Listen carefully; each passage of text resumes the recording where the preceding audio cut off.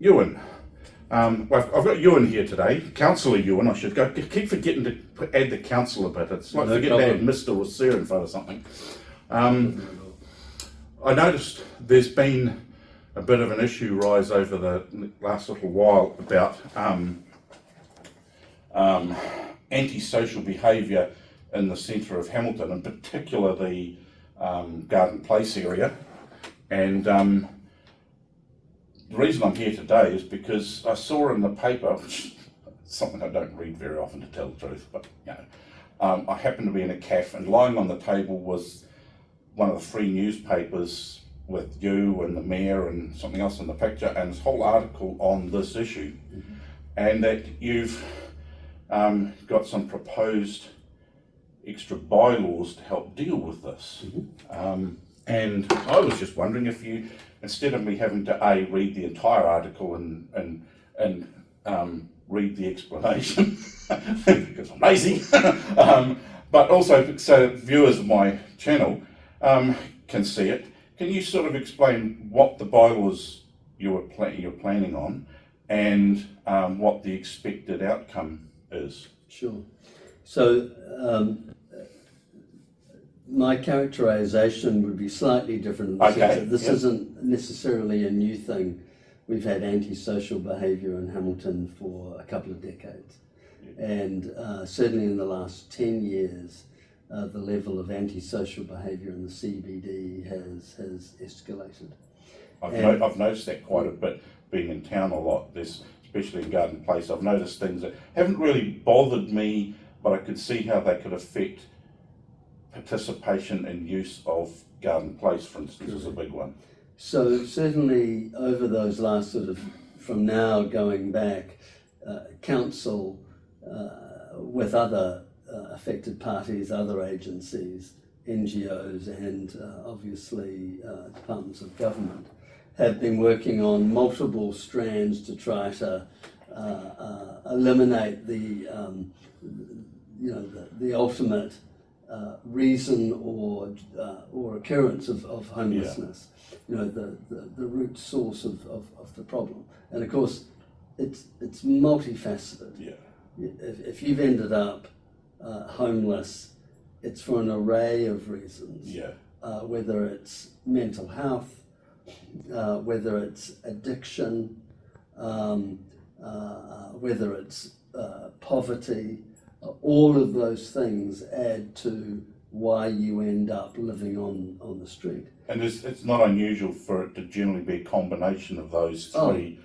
It's just the ratio for each one is different for everyone. Frequently, it's, some are unfortunate to have the trifecta, right? So they have addiction, they have mental health, and they have poverty. So all of those things have been in play. And as you can imagine from a local government perspective, a lot of the ways to help and provide wraparound services to alleviate those things are actually driven from Wellington, from the Ministry of Social Development and other, the Health Service,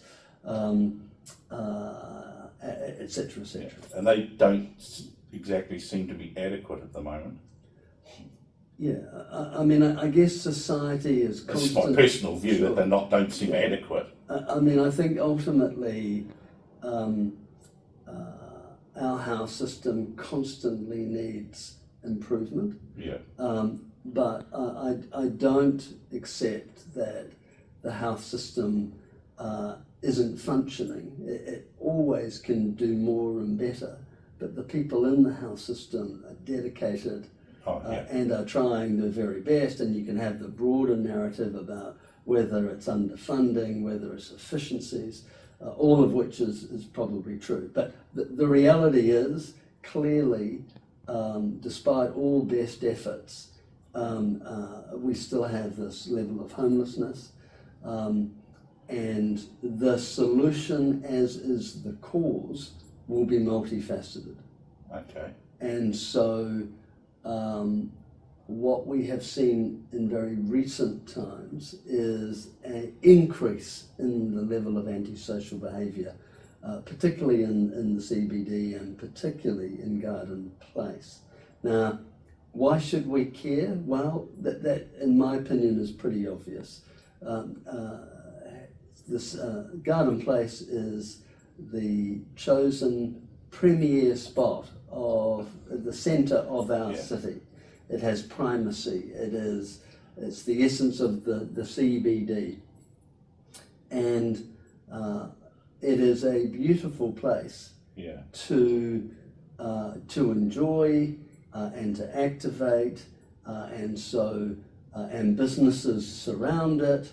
And what we've found very clearly is there are now a number of people who, and it's challenging to use the right terminology. Some people call them homeless, others call them streeties. Apparently, streeties is what they would like to be called. So, and so that's the term I'm currently using because that's, and so their behaviour is creating anxiety for not only businesses that are needing to do their business, but families. We often get complaints about families being hesitant to bring young children into the CBD because of the antisocial behaviour, particularly with the proximity to the library. And let's focus about what this behaviour is. These are individuals who will, on occasion, defecate and urinate in doorways in the CBD. They will occupy tables in the CBD all day, loud music and drink and take drugs. They will sleep on benches in the middle of the day that then can't be used for people wanting to take a lunch break and enjoy the sun. They will frequently have dogs that are unregistered, and so we then have situations where they crack open a can of dog food, dump it in the middle of Garden Place, and the dogs eat. They're not registered, they're not restrained. And then we have situations of violence where they fight amongst themselves. And don't forget showering in the fountains. Sure, and very much so. They'll shower in the fountains, and they'll get down to their shorts. They'll bring their soap and their shampoo, and they'll have a good wash, which is great. And here's the point: that water is then recirculated. Okay, and so it doesn't dissipate. So the water is reused, and an hour later, when they've moved on, Mum and the kids walk through, and the kids see the water and go, "Hey, can we have some fun?" And they play in it, right? Yeah. And so there's no doubt there's a problem. Yeah. And so this issue is, from my view, very simple. We have been trying for the last 10 years to provide a very soft touch, multifaceted approach, interagency cooperation, whether it's the People's Project, the Salvation Army, other NGOs, Ministry of Social Development, and there's not been a noticeable improvement. Yeah. In fact, in recent times, it's got worse. Yeah, because I've noticed it's got more noticeable, and there's been a drop-off of people that I've seen come and have lunch in Garden Place. That has dropped off. They'll have lunch inside a business, but often not outside that business. I mean, frankly, we've just lost control of Garden Place. And we've spoken about why that's important. We're trying to rejuvenate the CBD. There'll be more and more apartments, more and more hotels coming in with both domestic and international. And we do not want what we're seeing. So all I've suggested is, amongst all the other tools in our toolbox, we need to add a little bit of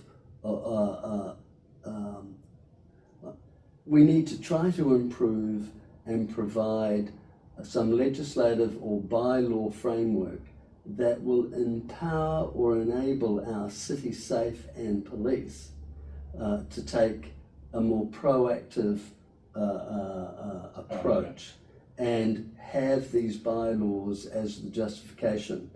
Now, clearly, like any bylaw, it can't be ultra vires. It's got to be within the legislative framework and within the Bill of Rights. And so the draft that I have produced will now be reviewed for all of those things. The Bill of Rights will be honoured because we have to honour it, and our lawyers will identify what we can and what we can't do. And it is not meant to be the only solution. No. The solution will always be multi-pronged, but I'm a little exhausted of the naysayers who say, oh, we can't have sort of this arbitrary, regulatory stick approach. What about all these other social, well-meaning wraparounds? I've said again, and I'll say it again, I want to include those. I embrace those. We've been embracing them for the last 10 years. It hasn't worked. And we've seen recently a significant increase of homeless or streeties in town. And that's actually causing more violence. So there were multiple arrests in the last few days in Garden Place with fights. And that's because these new streeties are coming from other places. They're coming from Auckland. Now look, I will never knock someone for wanting to leave Auckland. Neither will I. But to be frank, if you're a streetie and you want to leave Auckland for Hamilton, in my view, you're not welcome. Now that will seem harsh, but I'm sorry that I've somewhat taken the gloves off. Having said that, I'm not ignoring the fact that we do have to provide services and lean into existing services, but we also have to make it really clear that we want to take the CBD back. Now, I often hear this argument, oh, what about individual rights? They've got the right to do this. And they do. But I would argue their individual rights do not erode others' individual rights for unfettered enjoyment of our key city centre. Yeah, I have a right to walk through Garden Place at night without feeling threatened or being harassed. And I've heard a few people have mentioned that they would not walk through, they would walk round Garden Place at night if they were going anywhere. Absolutely. Just because they don't feel comfortable going through Garden Place, especially during summer when there's more likely to be people there, which you don't have to worry about the weather. Absolutely. Yeah, so that's the thrust of my approach. It is ultimately going to lead to a discussion around the council table. We'll have a workshop.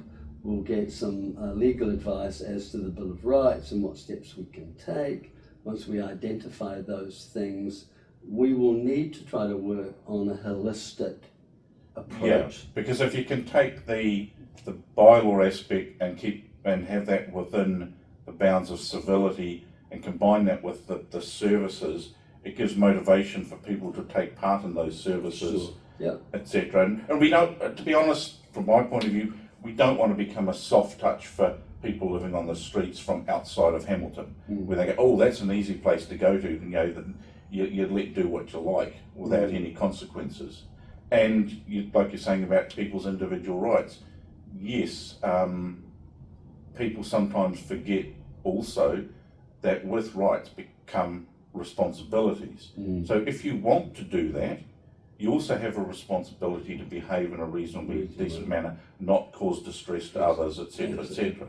So are you able to give me an idea of some of the rough, I know they're not finalised or anything like that, but just the rough ideas of what things might are being discussed? Sure.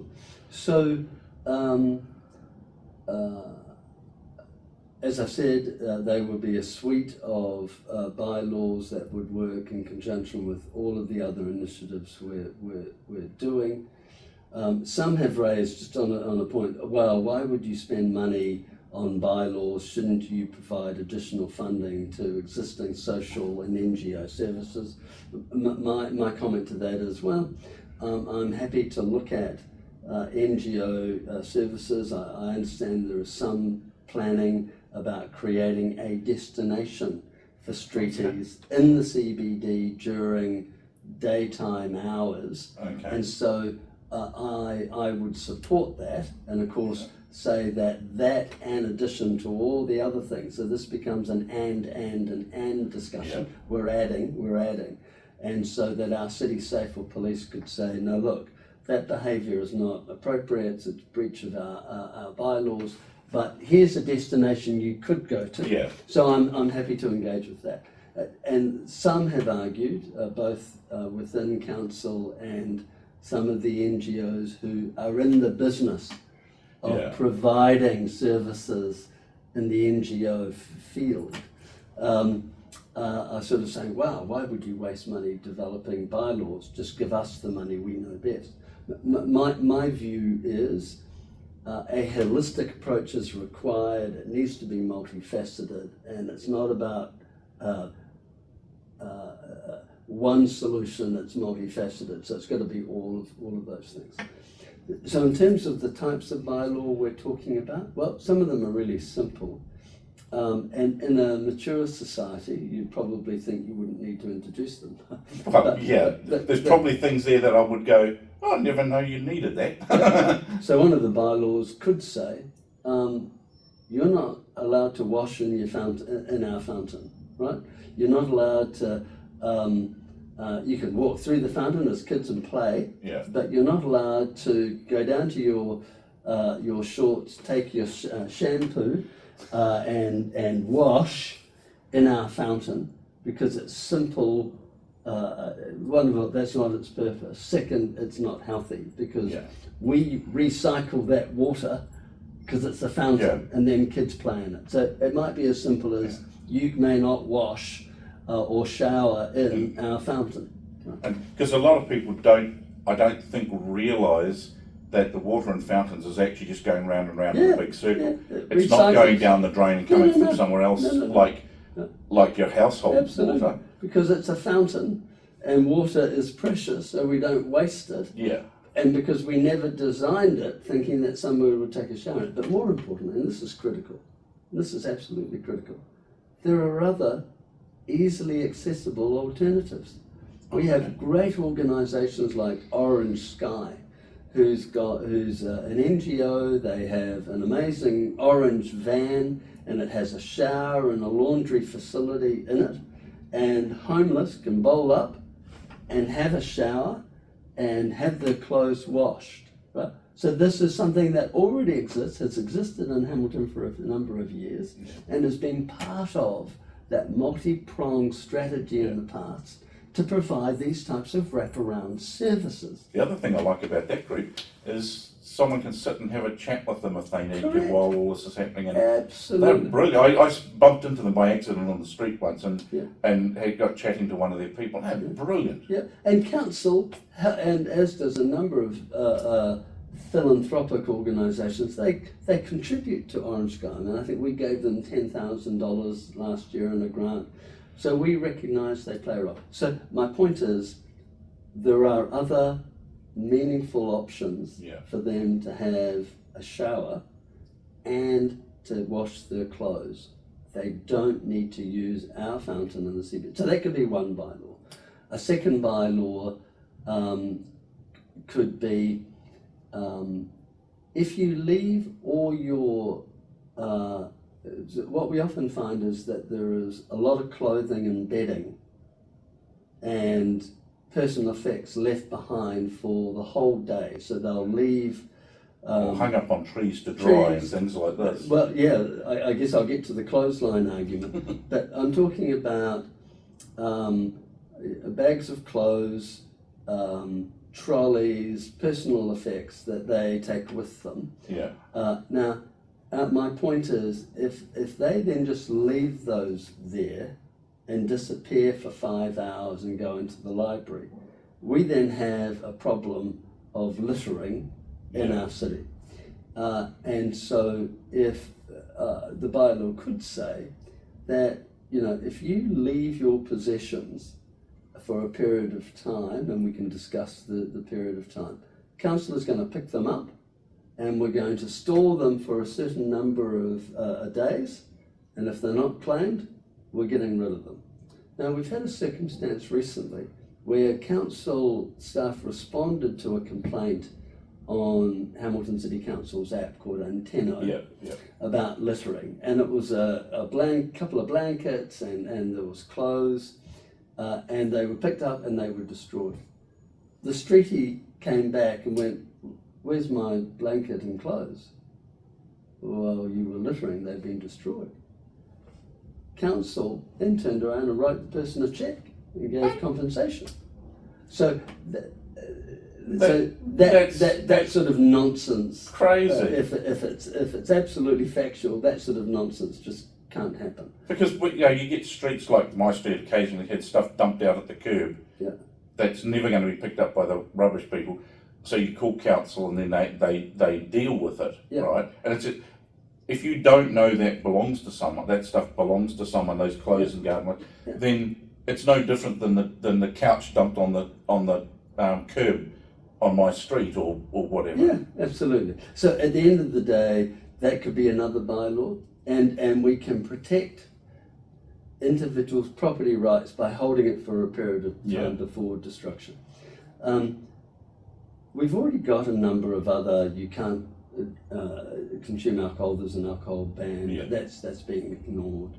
We already have a ban of smoking in garden place, but that's ignored. Oh, I didn't know that. Yeah, there's a bylaw. Mine, because I don't smoke, so it becomes irrelevant to we me. have animal control bylaws and central government legislation, and so our animal control officers could actually pick up the dogs that are unregistered, off lead, and so some of these things they just need to enforce. Because there are certain ones, like for instance the alcohol ban, that personally I think, what's the point of having the ban if it's not going to be enforced? So it needs to be enforced.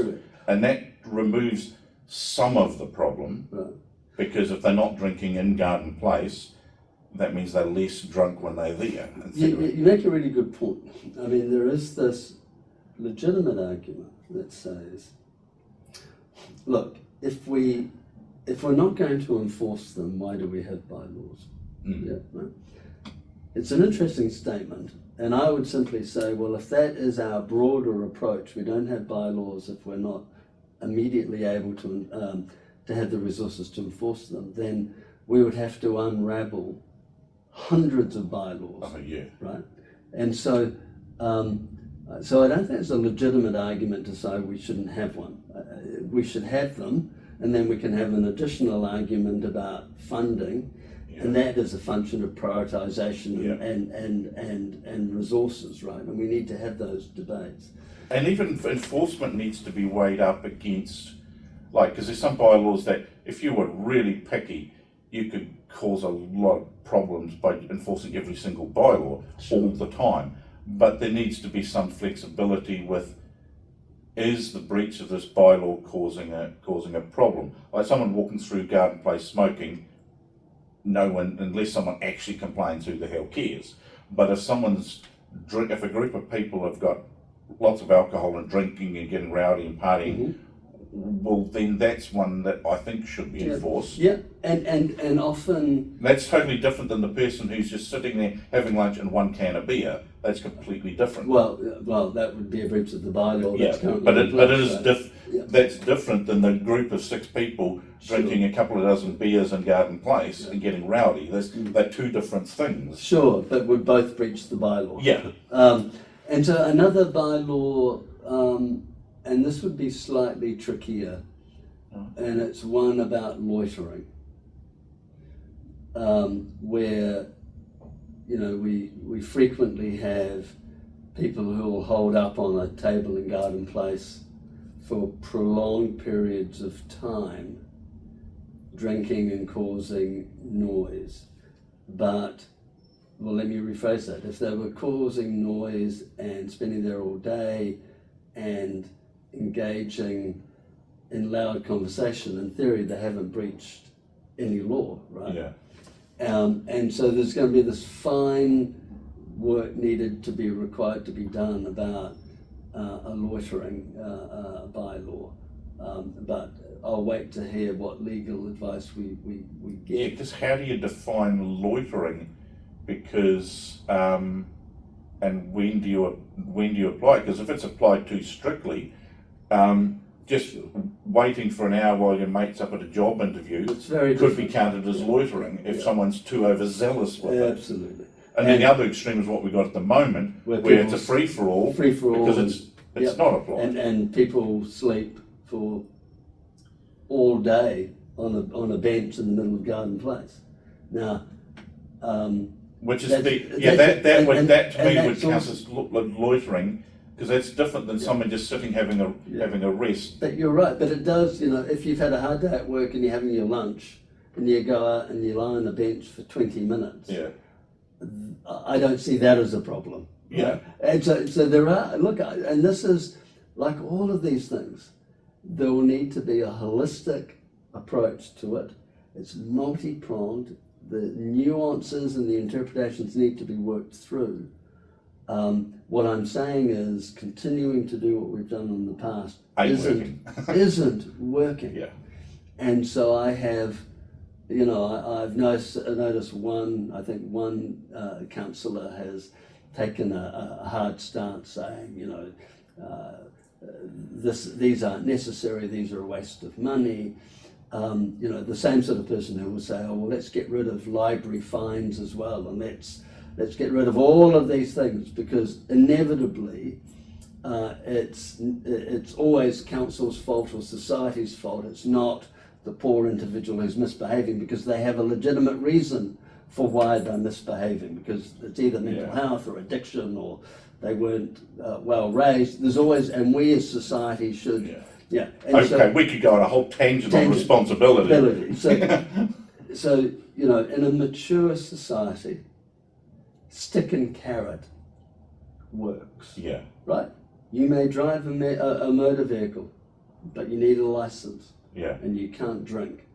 So, there's the privilege, there's the license. If you don't play within those parameters, there's a consequence. And if you don't abide by the regulations, you get punished. But even then, if you're caught driving without a license, there is some flexibility there in place. Well, I guess my point is, all of these things are a balance.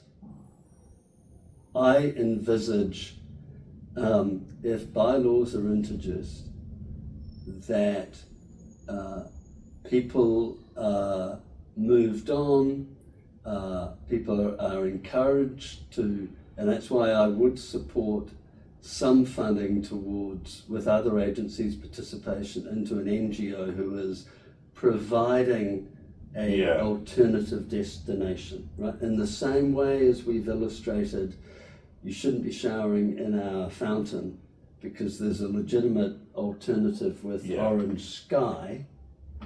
I'm all for providing an alternative destination, because what we know we can't rely on is the idea of arresting these people, taking them to the police station, because they're immediately able to be bailed and they'll be right back. So, and they're never going to pay a fine because they've not got the means to do so. Yeah, absolutely.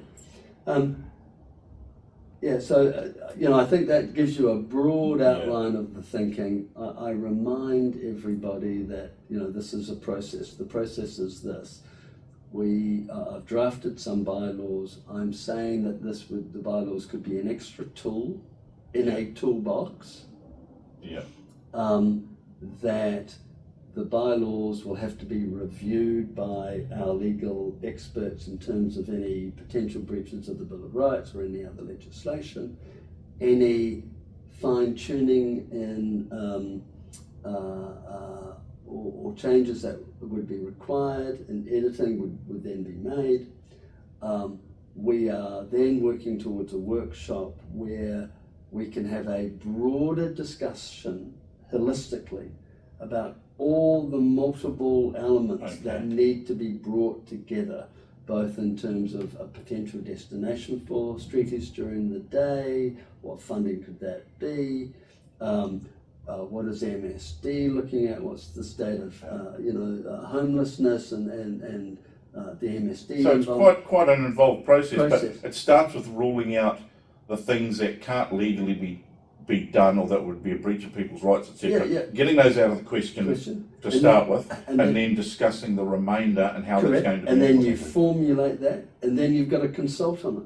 Yeah. Right? So there would be then, we don't introduce a bylaw without consultation. No. Right? We just can't arbitrarily introduce a bylaw, so we would then have to go out and consult. And some detractors, and again, I remind those detractors who say, wow, we could spend money in other areas doing other important NGO work. I remind them, well, you've been doing this for decades and we're not seeing measurable improvements. The other thing I'd say, it's not a great deal of money to invest in this work. And it's simply one of many tools in the toolbox as a solution. And then ultimately, once we've had the community feedback, it will go to a vote, and like all democracies, there'll be a decision, and then we'll measure it and see if it works. Yeah, because basically it's if you've been doing something for a long time and it hasn't had a result, it's not like you need to, it's not like going through massive change. You just need to reassess what needs to be changed to make it work.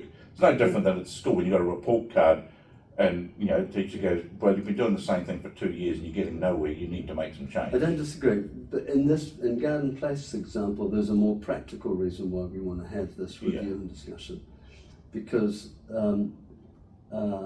there's a will and a desire to try to make the CBD cleaner, more attractive. We've got this huge apartment and hotel complex coming at Templeton by the Templeton Group, by Victoria and River. We've got this wonderful new hotel by Piso and his team with the Pullman Accor Hotel on Ward Street.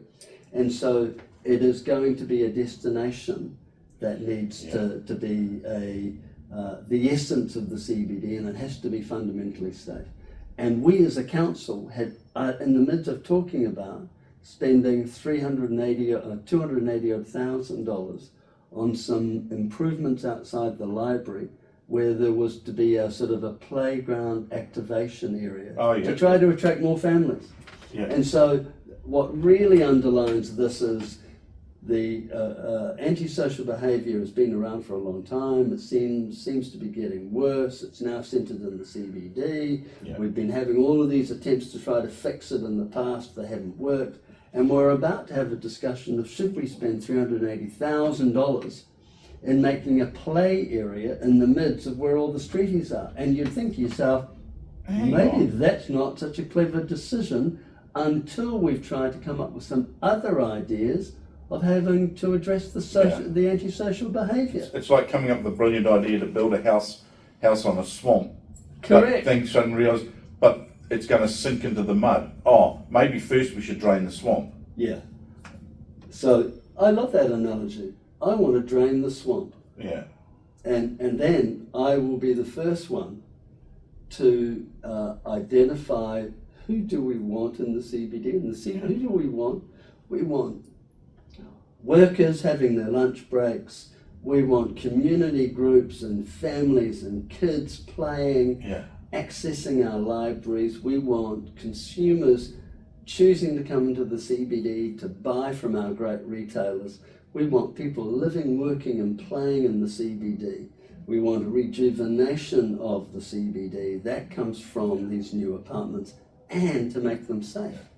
And when you get beyond a certain age, seeing a kid playing in the fountain in the hottest part of summer and really enjoying themselves sort of brings back positive memories, and you go, oh wow, it makes you feel good. And I mean, I live in the CBD. I live near Sky City Casino, and I walk into council every day, obviously, and I walk through Garden Place on the way and on the way back, and on the days where there are young families, either in the green area under the trees in an activated sense, and I think Vanessa does an amazing job,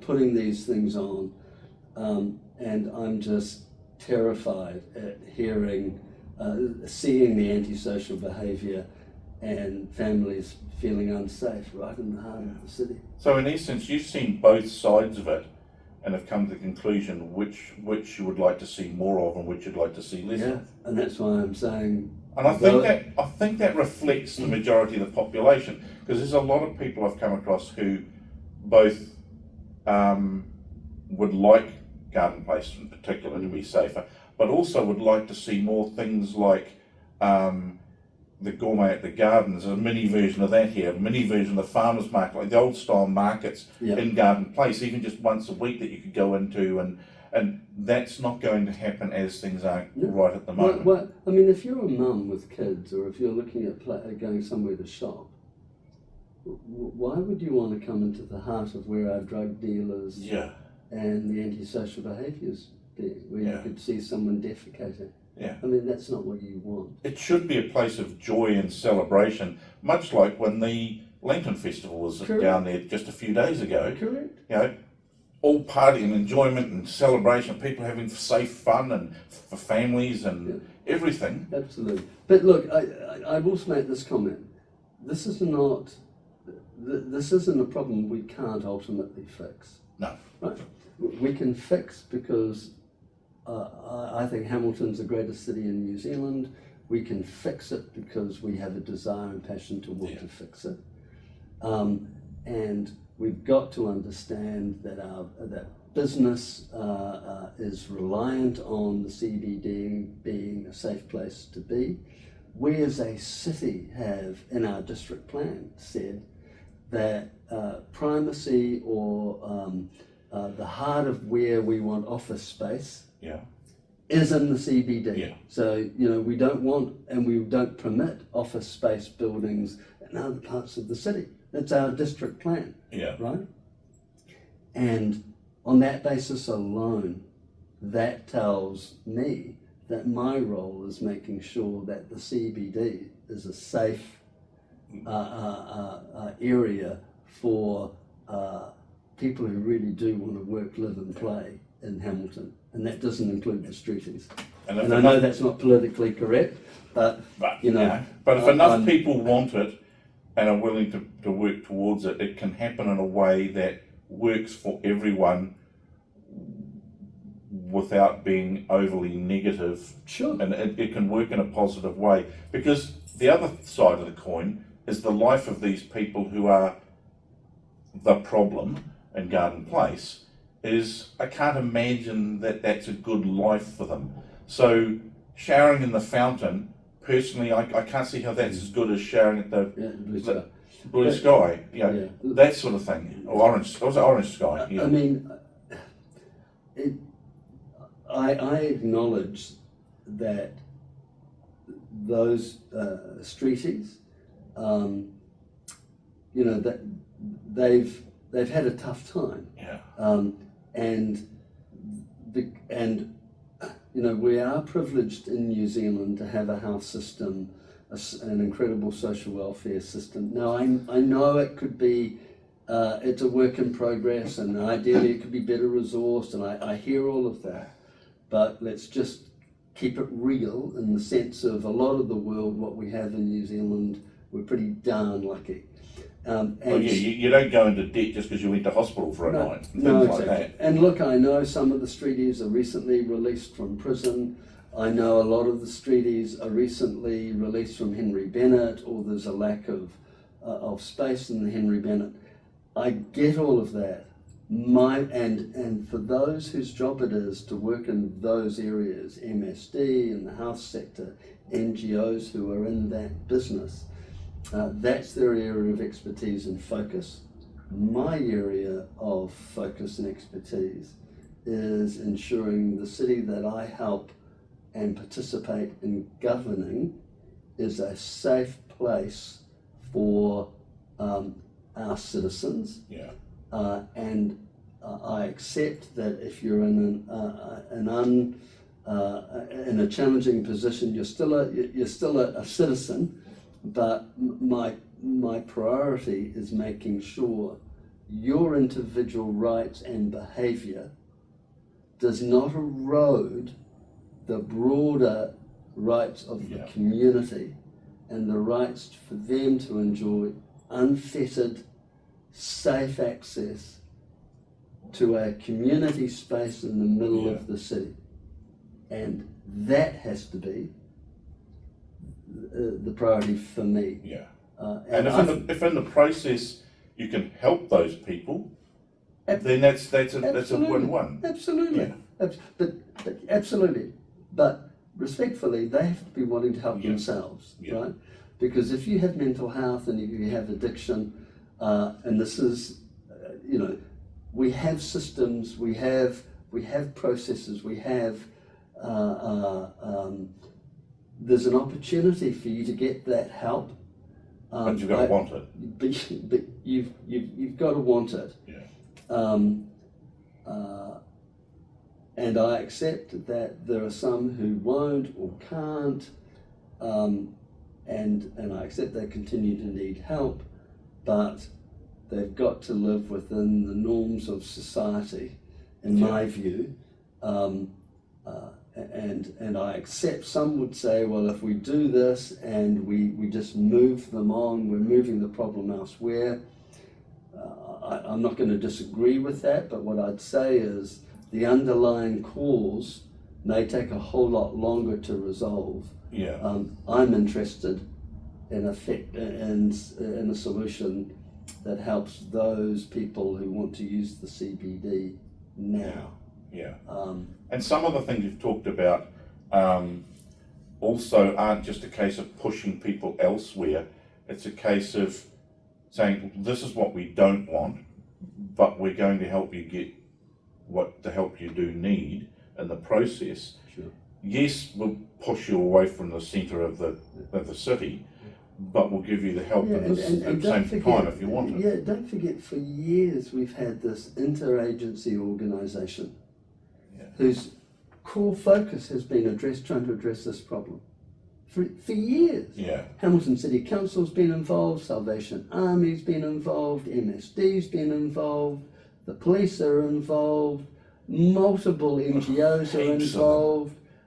So it's not like we haven't been trying. It's not like there hasn't been these wraparound services, which I find, and so when I hear either an NGO or an elected member shout out, oh, how outrageous it is that we're thinking of actually trying to give our city safe and police some extra teeth or extra tools in the toolbox, and what a waste of fun. I just go, give me a break. I'm not saying we're going to stop doing what we've been doing, although I note that it really hasn't worked. We're just enhancing it. We're enhancing it. Yeah. And because the solution is going to be somewhere, and if we don't start looking at alternatives, then we're throwing good money, energy and resource after bad. So, and there's a really good example of this working that a lot of viewers may not realise, and if you go back far enough, we had a major youth problem in the centre of Hamilton here, causing trouble. Yes, skateboarding and all sorts of things like this, but that was just a minor part of the problem that a large amount of youth were causing in the centre of Hamilton. But you don't see that now. No. And why is that? Because skate parks have been upgraded and new ones have been added. There's been different NGO groups that have provided services for youth, so they aren't just causing a problem on the streets and in Garden Place in particular. They're now somewhere that's best suited for them. Yeah. You go to any skate park at just about any part of the day, especially during the holidays, and it's crowded with people having fun who used to actually be causing a problem in Garden Place. Absolutely. And that's an illustration of a good outcome. I'm mindful that, things can change very quickly and the next disruptor or the next social crisis will come along. And we as a mature society need to have a meaningful discussion about all the different ways we can participate and work to solve the problem. And this is basically at the heart of what I'm trying to do. And like me, you're old enough to be able to draw on data from a long time back.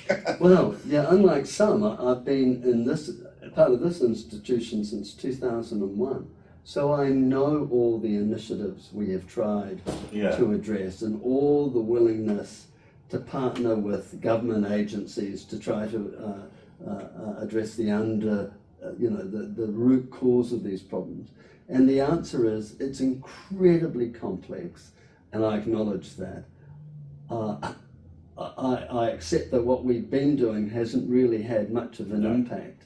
And I'm simply saying, let's have another discussion, let's add some extra teeth to the equation, and at the very least, let's have a discussion, because meanwhile, we've lost control of Garden Place. So do you feel, as a sitting councillor and somebody who's been a councillor for some time now, that you sort of have a duty to get this moving, like because you can't just palm it off onto the next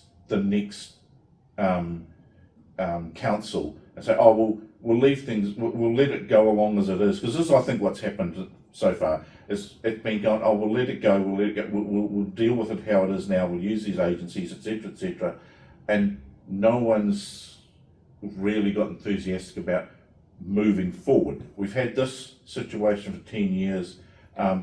We don't want to go, oh, we'll leave it till the next council who then do the same thing and the same thing and the same thing. Get things moving now. At least start the procedure and start moving in a direction rather than just sitting stationary. Because I think that's what's happened in the last 10 years, is things have sat static and nothing new has come along to even start moving in some direction. Yeah, I think I don't disagree with what you've said. I think from my point, I would like to use my energy and focus in trying to look at the recovery. How do we now move quickly to trying to resolve the challenge? Part of that is actually to have a little bit of a look back and see, well, all the things we've done, why hasn't it worked? Look, I know there's been and continues to be lots of very good, capable people trying to solve this problem. I'm simply saying I'd like to add a few more tools in the toolbox, and I believe by doing that we will at least see if it makes any improvement, and we can't really make it any worse, because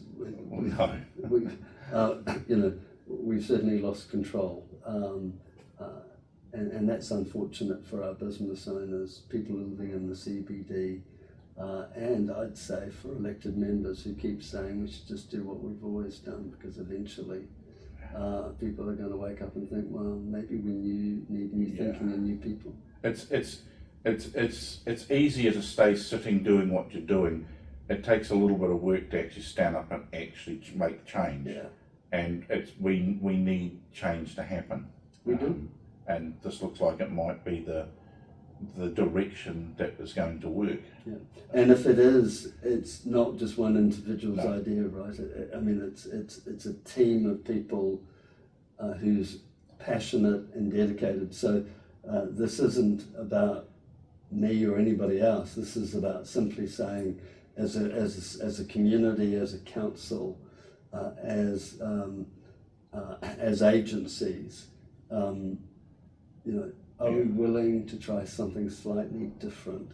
Yeah. To see if it could make a measurable improvement. People reading that article might see it as just one or two people, but there's thousands of people involved in this to come to a solution. There are some very good, clever elected members. There's some very capable, competent staff. We'll rely on the best legal advice. We'll engage. We'll have a workshop. We'll hear from the agencies who have been at the coalface and must be themselves really frustrated because it's not improving. And so it will be interesting to see if they've got other innovative ideas. And so we can throw all of that in a holistic way and make some critical decisions. And that's what good local government, good community governance and participation is all about. Yeah, and it's how it should work. Yeah, absolutely. Well, thanks very much for your time. You're very welcome. Good to catch up with you. Yeah. And get it straight from the horse's mouth.